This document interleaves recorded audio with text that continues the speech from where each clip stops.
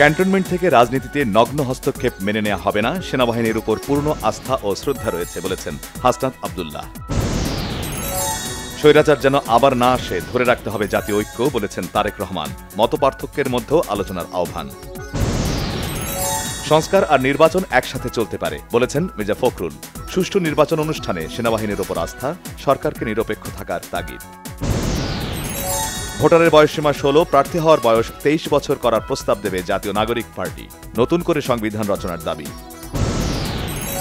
দেশের বিভিন্ন জায়গায় আওয়ামী লীগ নিষিদ্ধের দাবিতে আজও বিক্ষোভ, আবারও রাজপথে নামার হুঁশিয়ারি জুলাই অভ্যুত্থানে আহত ও নিহতের স্বজনদের।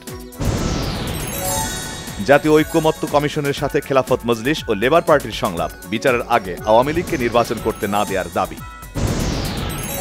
ক্ষমতার লোভে পড়েছেন উপদেষ্টারা, নির্বাচনের কথা আসলেই তাদের মুখ ফ্যাকাশে হয়ে যায় মন্তব্য গণ অধিকার পরিষদের সাধারণ সম্পাদক রাশেদ খানের।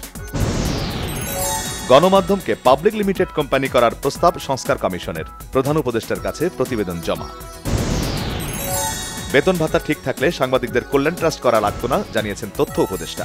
গণমাধ্যম সংস্কার কমিশনের সুপারিশ মেনে চলার আশ্বাস। উচ্চাভিলাষী বাজেট করায় ঋণের বোঝা বাড়ানো হয়েছে বলে মন্তব্য করেছেন এনবিআর চেয়ারম্যান আব্দুর রহমান খান। রাজধানী ঢাকা থেকে প্রায় 5 কোটি টাকা মূল্যের 1,60,000 পিস ইয়াবা সহ 4 জনকে গ্রেফতার করেছে মাদকদ্রব্য নিয়ন্ত্রণ অধিদপ্তর। গাজীপুরে কারখানা বন্ধের প্রতিবাদে ঢাকা ময়মনসিংহ মহাসড়কে আগুন জ্বালিয়ে ও সড়ক অবরোধ করে বিক্ষোভ করেছে শ্রমিকরা। ঈদ ঘনিয়ে আসছে, বাড়ছে ঈদের পোশাকের বেচাকেনা। ছুটির দিনে জমজমাট রাজধানীর মার্কেট, বিপণী বিতান ও শপিং মল।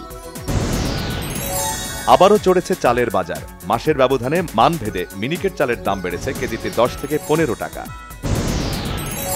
2024 সাল অভিবাসন প্রত্যাশীদের জন্য সবচেয়ে বিপজ্জনক বছর বলছে আন্তর্জাতিক অভিবাসন বিষয়ক সংস্থা। গত বছর প্রাণ হারিয়েছে অন্তত 8,938 জন অভিবাসন প্রত্যাশী। গাজায় আরও 5 শিশুকে হত্যা করেছে ইসরায়েলি বাহিনী, ধ্বংসস্তূপের নিচে চাপা পড়েছে একই পরিবারের 8 সদস্য। শুরু হলো বিশ্বের সবচেয়ে দামি ঘরোয়া ক্রিকেটের আসর আইপিএল। উদ্বোধনী ম্যাচে কলকাতা নাইট রাইডার্সের প্রতিপক্ষ রয়্যাল চ্যালেঞ্জার্স বেঙ্গালুর। বাছাই পর্বে উরুগুয়ের বিপক্ষে জয়, দক্ষিণ আমেরিকা অঞ্চলের প্রথম দল হিসেবে বিশ্বকাপে নাম লেখালো আর্জেন্টিনা। ঈদে আসছে সিরিয়াস শিক্ষক আর উদাসীন ছাত্রীর প্রেমের গল্প নিয়ে নির্মিত নাটক লাভ ইউ টিচার। অভিনয় করেছেন মুশফিক, ফারহান আর ফারিন। অভিনয়ে এসেই যৌন হয়রানির শিকার হয়েছিলেন অভিনেত্রী অবনীত কৌর। ভারতীয় গণমাধ্যম হাউটার ফ্লাইটের সঙ্গে সাক্ষাৎকারে বলেছেন তিনি।